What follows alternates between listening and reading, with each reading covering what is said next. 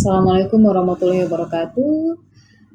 Di pembahasan matematika kali ini, kita akan mengambil salah satu materi yang ada di pelajaran kelas 9 SMP, yaitu adalah geometri transformasi. Nah, bagi teman-teman nih yang lagi di SMP, nah apa sih sebenarnya maksud dari geometri transformasi? Nah, kalau kita lihat secara kata, geometri transformasi itu terdiri atas dua kata ya, geometri dan transformasi.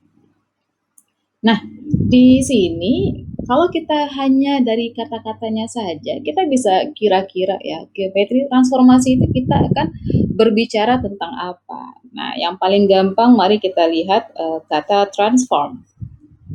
Nah, jadi kalau misalnya ada dari adik-adik yang sudah nonton Transformer atau Transform ya, transform. Jadi secara bahasa transform, asal ada kata-kata trans itu biasanya ada perubahan ya. Nah, dan di sini kita bicaranya transformasi itu berarti transform, formnya yang berubah. Nah, bagaimana perubahan bentuk inilah yang akan kita pelajari secara geometri.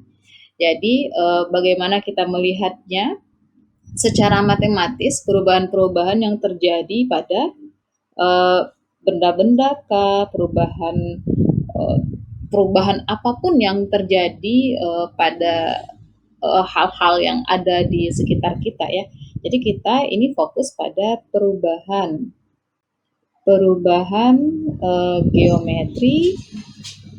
Nah, perubahan geometri apa yang berubah? Nah, perubahannya itu banyak. Kita bisa berubah mulai dari bentuk,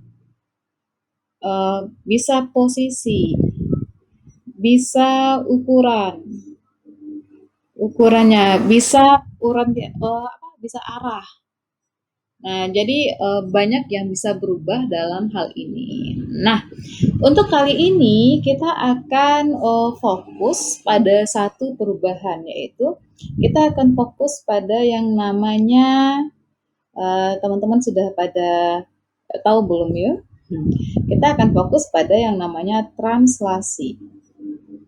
Translasi. Nah, apa itu translasi? Translation ya. Translasi itu adalah pergeseran.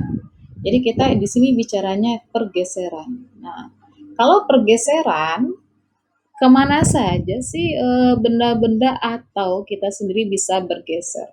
Jadi kita bisa bergeser ke kanan, ingat arah ya, atau kita bisa ke kiri, bisa ke, kalau kita bilang ini atas boleh, atau kita bilang ini depan.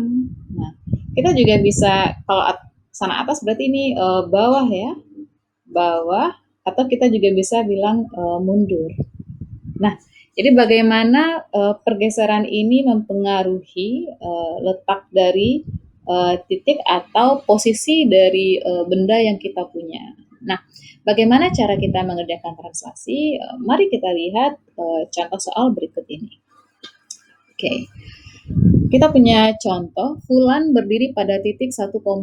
Oke, kita udah punya sumbu koordinat di sini, koordinat X dan koordinat Y. Fulan berada di titik 1,2. Artinya, kita mesti letakkan si Fulan di titik koordinat 1,2. Nah, kita letakkan Fulan di titik 1,2. Ini di titik X-nya 1 dan Y-nya 1, 2. Maka di sini adalah titik si Fulan. Oke. Katanya Fulan itu berjalan ke kiri 3 langkah. Kita ingat lagi tadi, ke kanan, kiri, atas, bawah, atau maju dan mundur. Kalau ke kirinya sejauh 3 langkah, berarti kita jalankan 3 langkah ke kiri. 1, 2, 3. 1, 2, 3 di sini. Tapi perjalanan Fulan kan belum berakhir ya. Perjalanannya masih ada lagi, dia mundur 6 langkah. Nah, mundur 6 langkah berarti jalan lagi 1, 2, 3, 4, 5, 6. Oke. Dan Fulan masih belum berhenti ya. Fulan masih terus berjalan, dia berjalan ke kanan sejauh 2. Berarti 1, 2. Dah, dan dia berjalan lagi ke depan sejauh 2 langkah, jalan lagi 2. Berarti 1, 2. Dah, Fulan sudah tidak berjalan lagi dan dia berhenti di sini. Nah, titik akhir ini kita sebut dengan titik F aksen. Kita lengkapi nilai-nilai pada koordinatnya. Ini 1, 2, negatif 1, negatif 2, negatif 1, negatif 2, negatif 3, negatif 4. Nah, di manakah Fulan berada? Awalnya Fulan berada di titik 1,2, sekarang Fulan berada di titik, jangan lupa pakai aksen, di sumbu Y itu berarti X-nya 0 dan Y-nya negatif 2. Nah, inilah dia cara sederhana kita menemukan uh, titik akhir atau bayangan dari pergeseran sebuah benda, titik, dan sebagainya. Kita bisa geserkan kiri dan kanan, atas ke bawah, atau maju dan mundur tergantung pada bagaimana bahasa yang ada di dalam soalnya. Jadi hati-hati dengan arah ketika kita bicara translasi, karena arah akan mempengaruhi posisi titik akhir kita. Hati-hati dengan arahnya dan nanti kita bisa mencari bagaimana menemukan titik ini tanpa kita buat grafiknya. Kita akan jumpa lagi di video berikutnya. Semoga video ini membantu para pembelajar muda kita dalam menyelesaikan permasalahan transformasi khususnya pada translasi. Oke? Selamat berjuang, tetap semangat, stay safe, dan bye. Sampai jumpa lagi. Assalamualaikum warahmatullahi wabarakatuh.